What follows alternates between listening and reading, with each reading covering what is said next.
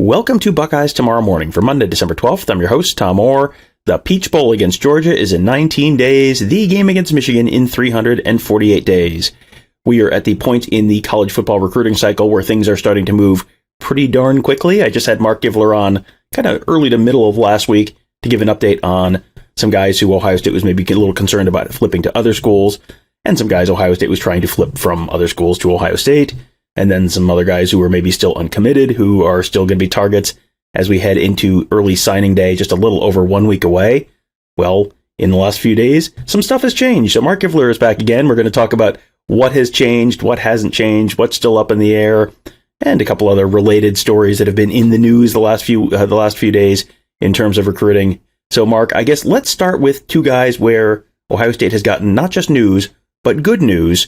Tight end Jelani Thurman and cornerback Jermaine Matthews, both committed for the 2023 class. Both were people who some Southern schools were maybe chasing, and you had rumors of visits and all sorts of stuff. What's going on with those two guys? Yeah, so Jermaine Matthews, we'll start with him. Miami was kind of a late surge, push, I guess you could call it, trying to get him on the campus this coming weekend. That's not happening. Jermaine has reaffirmed his commitment to Ohio State. He's not visiting Miami. When we spoke last week, obviously, I said it was a little strange, just kind of how out of left field it was, but wasn't super concerned about it. Well, he's squashed that, so now I have zero concern about it.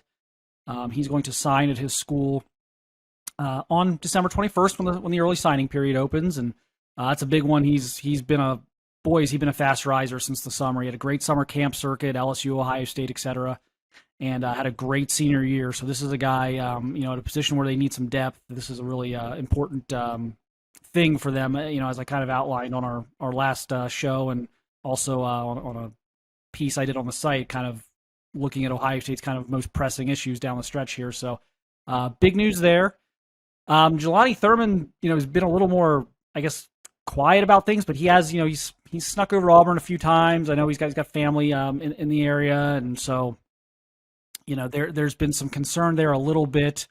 Then I think really the concern really started when Kevin Wilson got the Tulsa job, and so now not only are you dealing with trying to keep some schools away from making a late push at him, but now his position coach has left. So I think there was a little, maybe a day or two there where there might have been a little bit nervous, but he's doubling down. I don't think this will be a thing the next week or so as we get to signing day. As far as those two guys, I think I'm buying that they're both solidly in at this point. All right, and then on the other side of the coin, someone that Ohio State was trying to flip from Alabama to the Buckeyes, five-star safety Caleb Downs. His team won a state championship on, I believe, Saturday night this weekend. And after the game, he was quoted as saying, "It's time to go chase a ring at Alabama." So does that mean the hopes of Ohio State getting Caleb Downs are 100% dead, or are they still maybe in this and actively trying to chase him down? No, I would say the door is still open. I've talked to a couple people. Ohio State's expecting to still get a chance to have an in-home visit here in the next week or so, and the door is cracked open. It's not, like I said, it's not. I don't think things moved particularly well coming out of the Michigan visit. I just don't know that enough happened that day to really turn the tide completely. I do think the recent shakeup of the Alabama defensive staff and seeing kind of what happens there, possibly if there's going to be more coming or not, is something to watch here the next week or so. But right now he's still committed to Alabama. They haven't gotten him to decommit, and so they're still kind of the underdog here. But I don't think the door is completely closed. And there are a whole bunch of other guys who are sort of still in flux between yes, Ohio State, yes, another school, not certain yet. Any movement on any of those other guys, or any particularly notable guys in that other group that we talked about last week? Yeah, I still, and I'll you can jump in here and throw a name out if I miss anyone you want to talk about, but I still feel very good about them getting Joshua Mickens, who's a borderline top 100 defensive end out of the Indianapolis area. I expect that to happen. When that will happen, That I'm not so sure about. Could happen really any day now, up through even till early January. There's talk about him possibly announcing it at the I think it's at the All American Bowl in San Antonio. So there's talk about him announcing it as All-Star game. Could see something on signing day. So that's kind of to be determined. But feel great about Ohio State there. Jamarian Wilcox, kind of a fast rising, kind of a sleeper running back. Out of the Atlanta area. He, in my opinion, at this point is headed to Kentucky. I don't think he's going to visit this coming weekend. This is obviously the last time. They got to get him in this weekend or that's it. There's been no word that that's going to happen. So we'll see. Obviously, there's still about 5 or 6 days for that to change, and these things can get put together quickly, but right now, I'm told there's no plan in place for him to visit Ohio State, which has to happen if that's going to be a match. So I think Kentucky and Clemson are out in front. But I think he's going to Kentucky.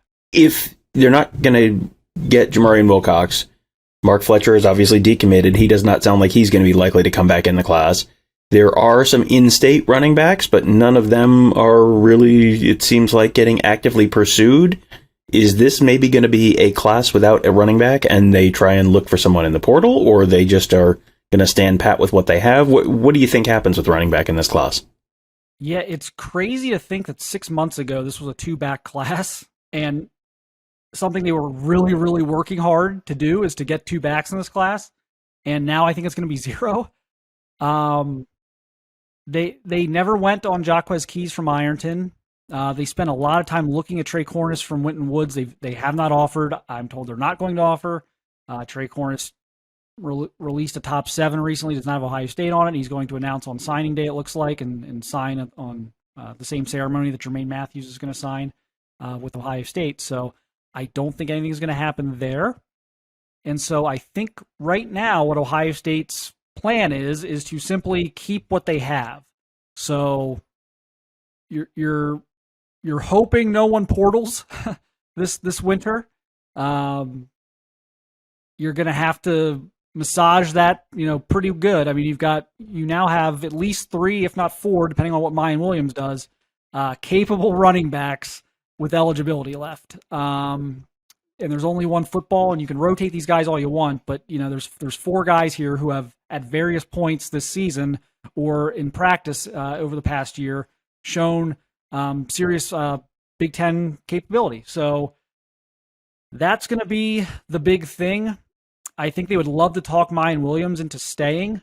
I don't know what he will do yet. I could personally argue it that he should go, but that's his decision, not mine. So we'll see what happens here once the playoff shakes out and decisions are made from a couple of these guys on their status, and that's kind of how it has to be. I don't think the portal makes a lot of sense right now because you're presumably, bringing in a veteran at that point. You're bringing in a second or third year player, and adding him to this already very crowded room. So I think the portal only will happen if they lose somebody. So if Mayan Williams goes pro, if someone were to transfer out, and I'm not going to start that.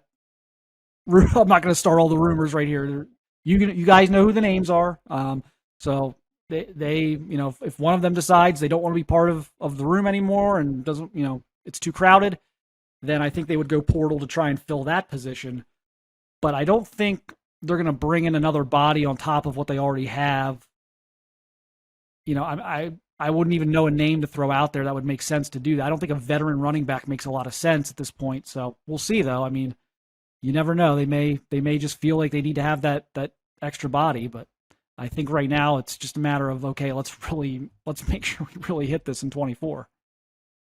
All right, and something we talked about on yesterday's show with Tony Gerdeman, Ohio State made a little bit of a coaching news this weekend, where about 5 minutes after Tony and I were talking about this is something that we thought was probably going to happen. It happened. Keenan Bailey is going to be the new tight ends coach of Ohio State in 2023 after Kevin Wilson departs. And that's an interesting name because he's someone who Tony and I don't talk to a ton of recruits, and we still hear guys talking about Keenan Bailey being an impact in their recruitment. So How, I think we can, we don't even need to worry about, what does he bring in terms of the tight ends room and all that kind of right now. I really just kind of want to focus on the recruiting impact there. What kind of a recruiter is he, and what makes him so effective in that role, even when he couldn't go out on the road as one of the 10 countable coaches? Yeah, he's an outstanding recruiter. So he's from Broward County in South Florida. So he's got natural ties down in South Florida, the state of Florida. And those kids always have been talking about Keenan for years. Every time I go down there and I talk to a receiver or a skill player down there, they would mention Keenan Bailey, and that was kind of unusual. I mean, wasn't. You'd hear that a little bit when Brian Hartline was on support staff a little bit. One or two other guys maybe they've had over the years, but I don't think anyone as consistently as Keenan Bailey has been mentioned by recruits to me over the years as far as support staff guys, other than Mark Pantoni. But he's young. He's got great energy. I think, it's such a BS kind of industry sometimes, but I think a lot of people feel that Keenan's pretty honest, pretty upfront, pretty real with everybody.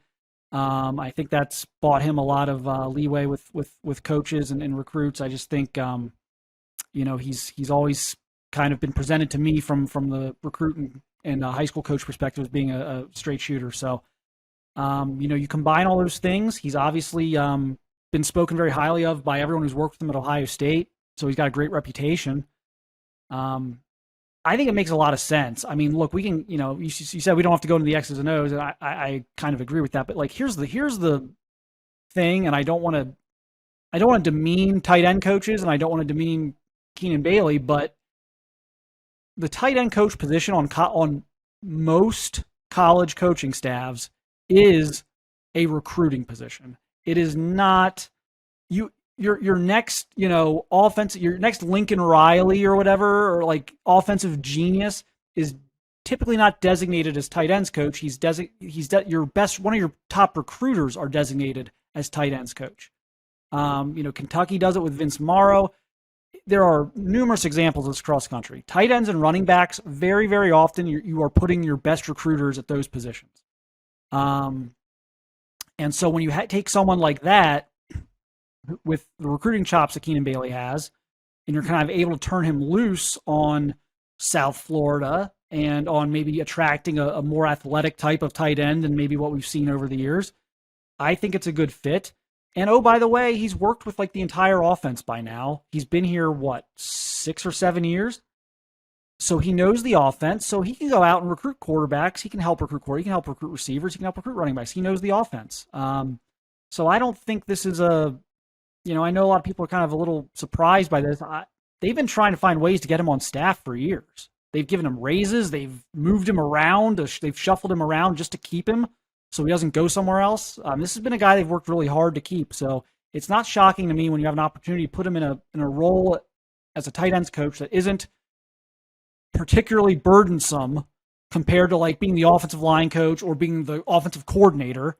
And you can kind of turn him loose on the recruiting trail and let him work in tandem with Justin Fry and Brian Hartline, and it makes sense to me. And I think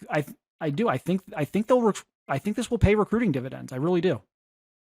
Yeah, he is. They have given him sort of a title bump. He was a QC guy, I think, at one point.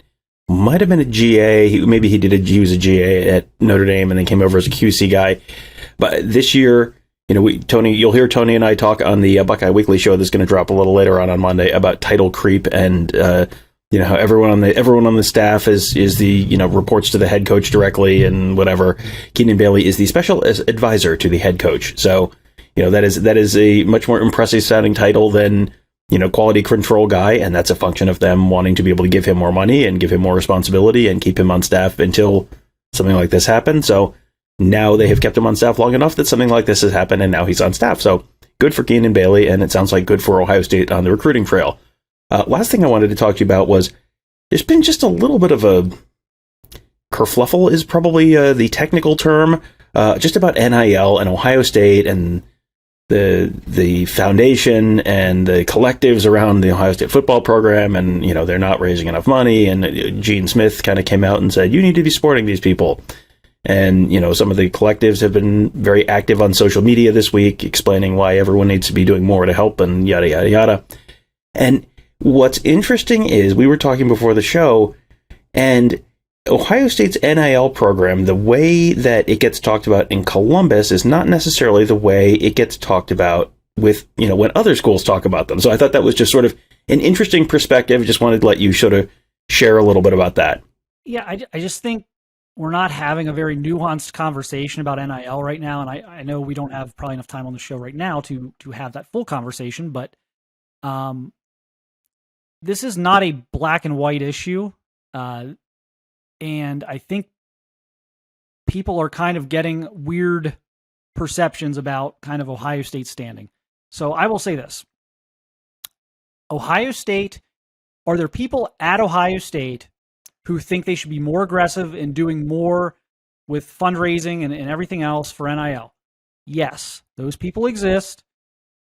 Yes, I would argue there's probably some truth to that. I think that there are more things that can be done right now. I think there are schools who are sort of not really following the spirit of what NIL is supposed to be, and you've got to make a decision of if you're going to go down that path because no one else is suffering consequences and you need to keep up, and yes, those conversations need to be had.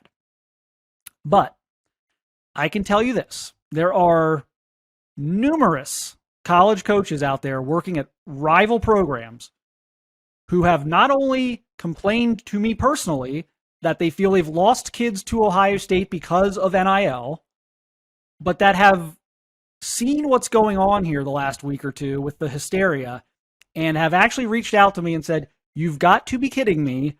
These people are beating 95% of the schools in the country in NIL, and they're out there acting like, they're about to go broke. So there is a perspective here. The truth of this is probably, of course, somewhere in the middle, but Ohio State is not broke. Ohio State is not losing 20 kids because of NIL. Are they getting kids because of NIL? Yes. There are kids who have been impressed with their NIL presentation, impressed with what the guys on the roster have been able to get the last year. And so NIL has almost become the newest excuse every time someone doesn't get a recruit. Oh, it's NIL. It used to be like, oh, they cheated, or oh, that kid's afraid of competition. Those were the things we used to hear. Now it's NIL. And it's just like, you don't know, we don't have access to the numbers. We probably never will. There are tax filings that need to happen and things like that with some of these collectives, and it may give us some insight into the amount of dollars we're talking about. But there is no way to know for sure, what Georgia has, what Ohio State and their collectives have. This is all rumor, speculation, secondhand information with maybe some, I'm not saying none of it's true, but I'm just saying there are a lot of misconceptions out there, and there are a lot of things that really are hearsay and can't be proven. But like I said, if you want to believe that Ohio State's getting crushed in NIL, that's fine. Like I hear the complaints. Trust me, I know there are people close to Ohio State that want them to do things differently, want them to be more aggressive. But I can also promise you there are schools out there laughing at the notion that Ohio State is broke, that Ohio State doesn't know how to do NIL, and that Ohio State is only losing kids and not gaining kids because of NIL. That's just not a commonly held belief around the world of college football. Yeah, it feels like with NIL, with the transfer portal, we are still we are in the first quarter with all of this kind of stuff still. And a lot of it's probably going to settle down a little bit. You're going to end up with more guardrails in the next couple of years. And, as you said, we can't even really see the scoreboard from where we're sitting right now in terms of NIL, because all of these foundations, all of these collectives that are nonprofits that hold 501c3 status, guess what they have to do? They have to file what's called a 990 with the IRS. So that's something that you can get access to. allow me to assure you, I will be trying to get access to a whole bunch of those to be able to get good information on actual hard numbers.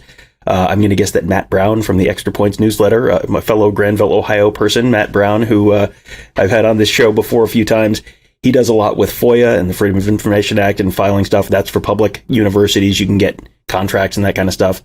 You'll be able to get 990 stuff too. So eventually we will have actual hard numbers to be able to talk about it. But there's a long delay in 990 filing, so that will probably be close to pushing the end of next year before we have any of that kind of hard data. But it will be interesting to see, because it does have to get reported, and Uncle Sam is interested in having those numbers be right. So you'll know for sure probably about a year from now. But just thought that was a very interesting data point there as we were having this whole conversation, and everyone is sort of increasingly getting shrieky online about things this weekend. So just thought that was an interesting data point there to add to that conversation. So Mark, thank you very much for joining me. Hope you guys enjoyed that show. Touched on a whole bunch of different stuff. A decent amount of good news for Ohio State, which I'm sure Ohio State fans will take that at this point. And again, a little good news, that Peach Bowl coming up in just 19 days. We will have full coverage from Atlanta starting the day after Christmas. We will be down there. Lots of coverage, press conferences, player interviews, pregame show, postgame show, the whole 9 yards. You can find all of that at BuckeyeHuddle.com. We are also, what's today, the 10th, 12th? I don't know. It's a day. It's a number. It is the 12th. So 13 days till Christmas. And, as people are getting desperate and panicked about NIL, people are also getting desperate and panicked about Christmas shopping. Take a little burden off everyone's mind and just say, just get me an annual membership to BuckeyeHuddle.com. It's an easy sign up. Get yourself signed up in just a few minutes. And bing, bang, boom, you are done for the year. And have a nice present waiting for you, something you'll get to enjoy. It's like the Jelly of the Month Club. It's a gift that keeps giving all year round. So sign up for that today, and make sure you're also subscribed to our YouTube channel, youtube.com/BuckeyeHuddle. And and Mark, we have another YouTube channel people need to be signing up for, at the College Football Playbook. You can search for that, and you've been posting some shows on there as well, right? Yeah, I just had Bill Bender from the Sporting News on to kind of talk about the transfer portal and some of the more interesting names there. We got big plans for the channel. I'm not going to spill all of them right now. We got big plans for the channel, but it is going to give you a little broader coverage of the sport of college football, and that's just youtube.com/CFB Playbook. So go ahead and if you are subscribed to our YouTube channel already, it's going to be a lot of the same folks that you know and love on our channel, so you're going to want to be subscribed to that one as well. So again, youtube.com/CFB Playbook, and we are just starting to get that one ramped up. There's not a whole lot there, but don't worry, there will be. We're a little busy covering this year's team, but there's going to be plenty of off-season, and we'll get lots of additional content up there then. So go ahead and subscribe there now, and you'll be able to reap the benefit of all of that all year round. That'll do it for today. Thank you guys all for joining us. Have a great day. We'll talk to you tomorrow.